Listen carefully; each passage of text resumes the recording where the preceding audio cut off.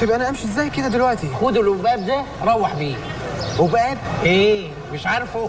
ما اتدربتش بيه وانت صغير؟ وبيرجع تاريخ القباب في مصر إلى عصر الدولة الفاطمية، واللي حكمت مصر من سنة 909 هجريا ل 1171 هجريا، واللي كان عامة الشعب بيلبس القباب في المنازل والحمامات الشعبية عشان ما يتزحلقوش، وارتبط القباب بالثقافة الشعبية المصرية. وكمان في عصر المماليك اللي حكموا مصر سنة 1250 هجريا ل 1517 هجريا، القباب وقتها كان سبب في مقتل الملكة شجرة الدر، واللي توفت سنة 1257 ضربا بالقباب. تعالوا بقى نشوف حكاية الورشة الوحيدة في مصر اللي بتصنع القباب لحد دلوقتي.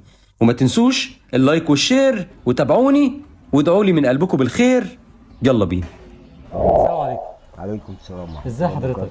ازيك يا زحمة؟ والله انا متشرف ان انا عندك الاول. الله يخليك. ده شرف ليا. عرف بقى الناس بحضرتك الاول.